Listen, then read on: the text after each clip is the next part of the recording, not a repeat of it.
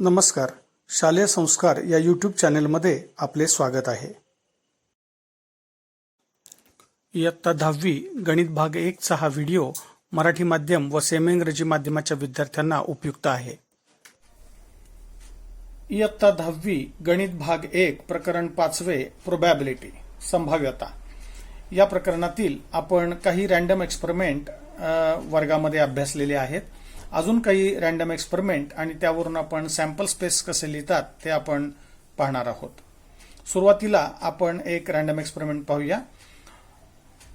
2 digit numbers are formed from the digits 0, 1, 2, 3, 4 where digits are not repeated. तर हा जो random experiment दिलेला आहे इथे, तर या रँडम एक्सपेरिमेंट मध्ये आपल्याला 2 अंकी संख्या तयार करायच्या आहेत आणि त्यासाठी 0, 1, 2, 3, 4 हे अंक आपल्याला वापरायचे आहेत. आणि इथे 2 अंकी संख्या तयार करताना आपल्याला अंकांची पुनरावृत्ती करायची नाहीये, म्हणजे where the digits are not repeated असं लिहिलेलं आहे, म्हणजे अंकांची पुनरावृत्ती करायची नाहीये. तर त्यासाठी मी ते एक छोटीशी ट्रिक सांगतो आहे की 2 अंकी संख्या आपण कशा तयार करणार आहोत.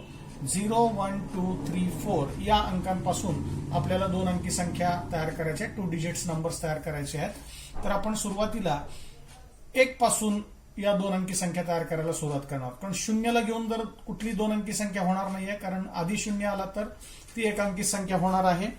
म्हणजेच 1 ला घेऊन आपण 2 अंकी संख्या तयार करायला सुरुवात करूया. यासाठी आपण 1 वर जर बोट ठेवलं तर प्रत्येक वेळेला या 1 ला घेऊन आपण प्रत्येक संख्येकडे जाणार आहोत आणि 2 अंकी संख्या तयार करणार आहोत.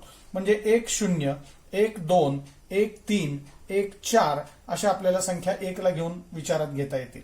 म्हणजे 2 अंकी संख्या अशा आपल्याला मिळतील 10, 12, 13 आणि 14 अशा या संख्या 1 ला घेऊन आपण लिहिलेल्या आहेत. तशाच 2 वर बोट ठेवायचं आणि 2 ला घेऊन प्रत्येक संख्या घ्यायची आहे 2 बरोबर, आणि 2 अंकी संख्या आपल्याला पुढच्या 4 संख्या आपल्याला मिळतील. म्हणजे 2 ला घेऊन संख्या पहिली होईल 2, 0, 2, 1, 2, 3, 2, 4. म्हणजे याप्रमाणे आपण या संख्या तयार करणार आहोत 2, 0, 2, 1, 2, 3, 2, 4. मग आपल्याला या संख्या मिळतील 20, 21, 23 आणि 24. याप्रमाणे पुढची संख्या 3 ला घेऊन आपल्याला तयार करता येईल 3, 0, 3, 1, 3, 2, 3, 4. 3, 0, 3, 1, 3, 2, 3, 4. आणि आपण बोट ठेवतोय त्या संख्येवर, ज्या संख्येला घेऊन आपण 2 अंकी संख्या तयार करतोय. त्यामुळे आपल्या इथे रिपीटेशन होणार नाहीये, पुनरावृत्ती होणार नाहीये अंकांची. 4 ला घेऊन आपण घेऊया 4, 0, 4, 1, 4, 2, 4, 3.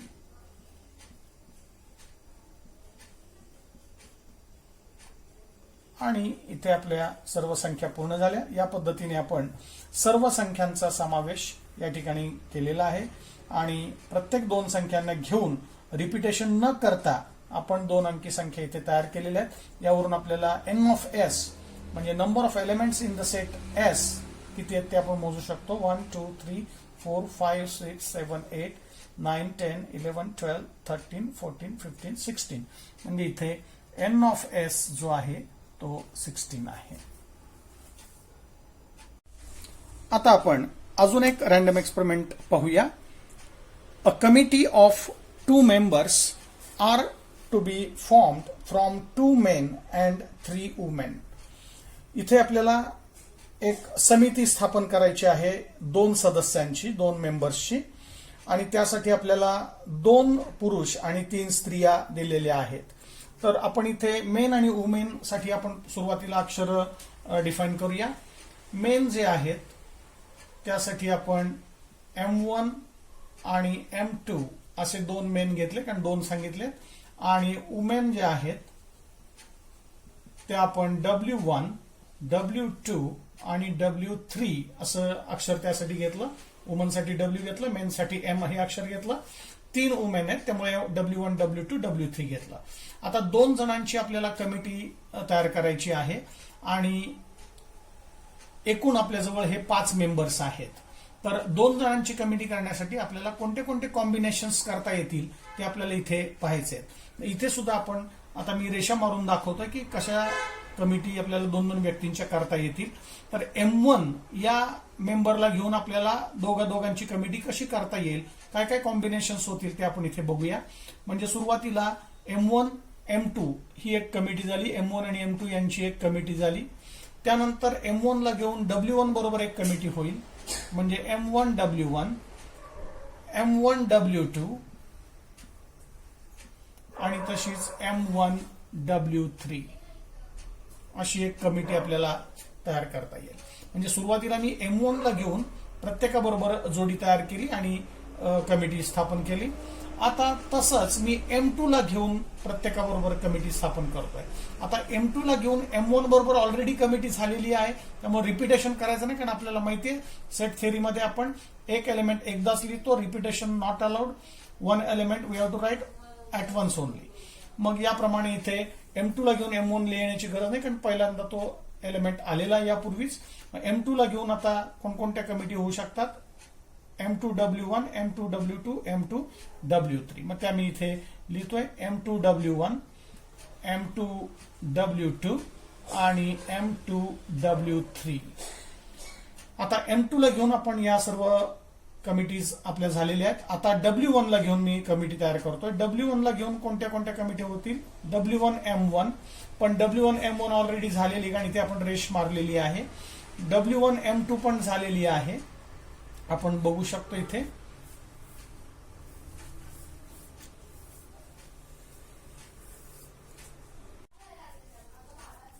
त्यानंतर W1 ला घेऊन म्हणजे M1 आणि M2 बरोबर कमिटी झालेली आहे. W1 M1 आणि W1 M2 पण झालेली आहे.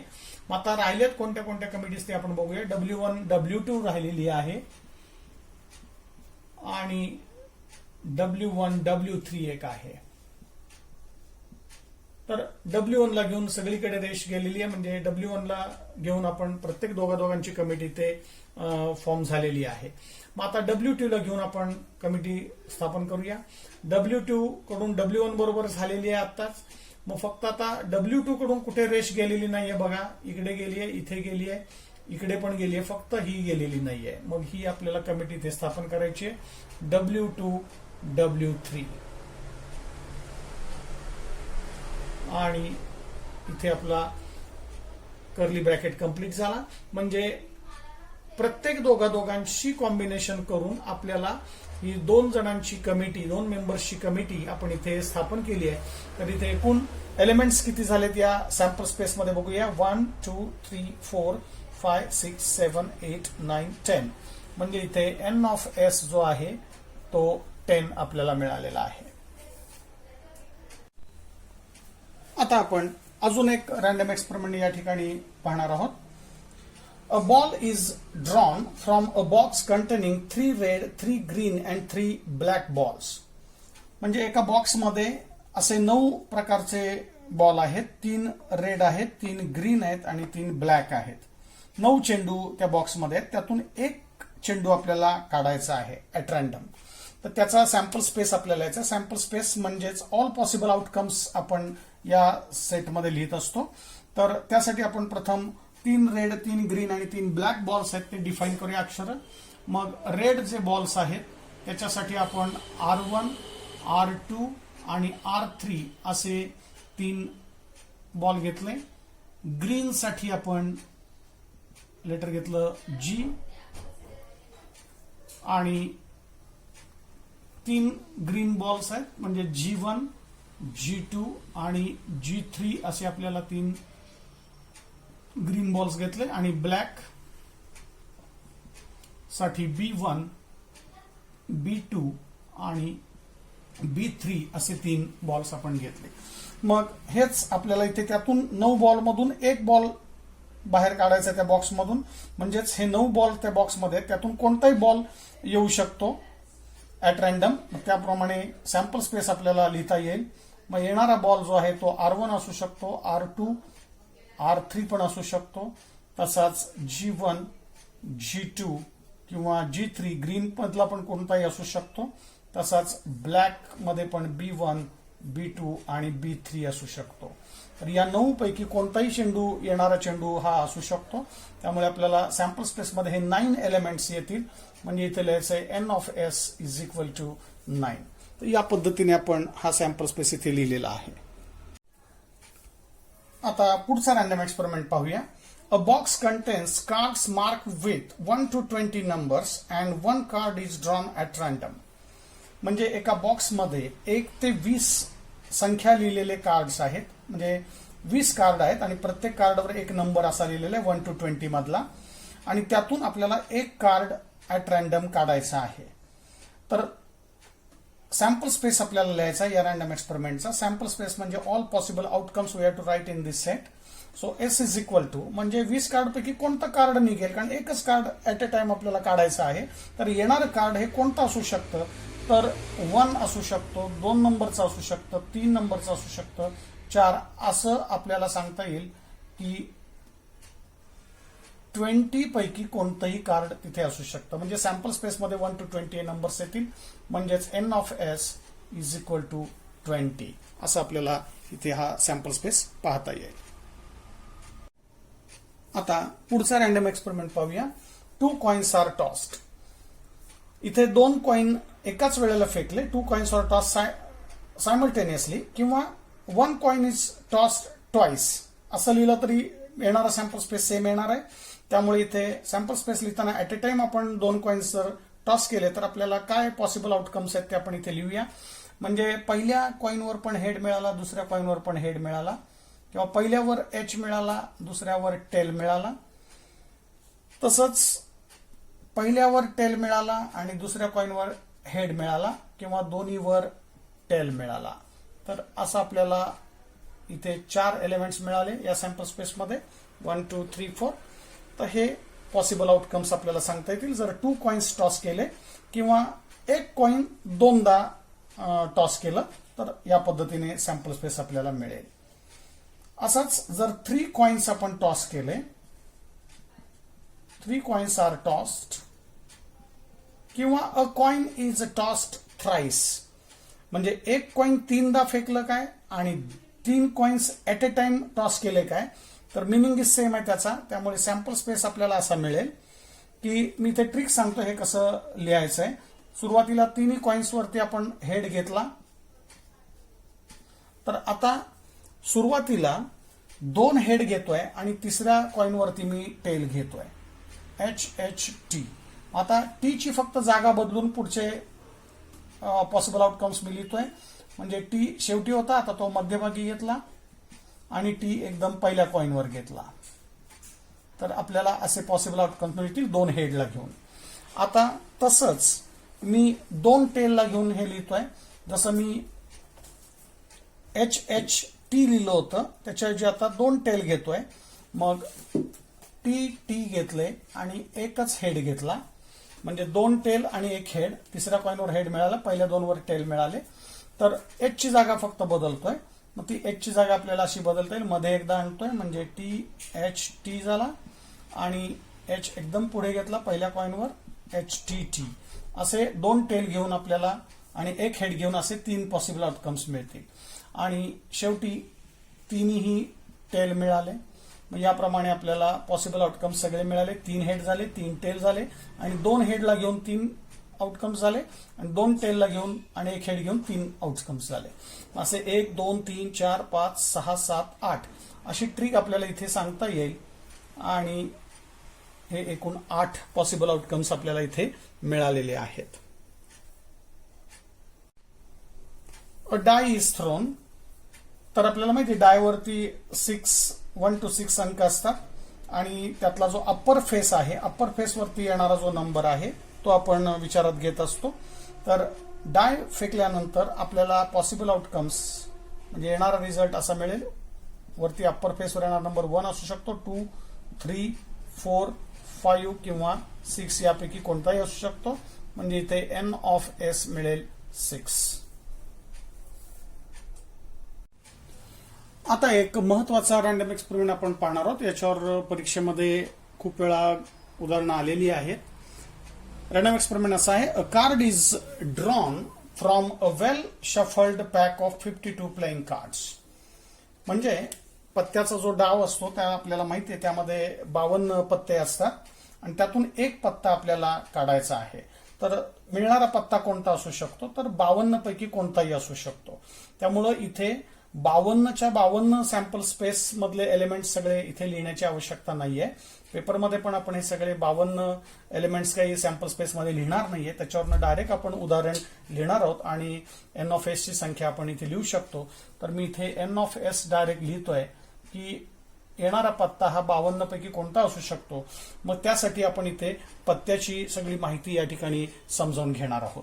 तर येणारा पत्ता हा 52 पत्त्यांपैकी कोणताही असू शकतो. त्यामुळे 52च्या 52 पत्ते हे सॅम्पल स्पेस मधले एलिमेंट्स असणार आहेत.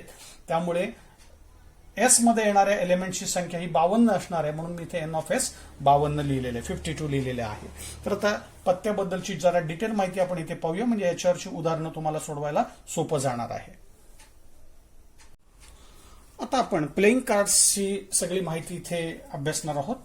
आपल्याला माहिती की प्लेइंग कार्ड्समध्ये एकूण 52 कार्ड्स असतात, 52 पत्ते असतात.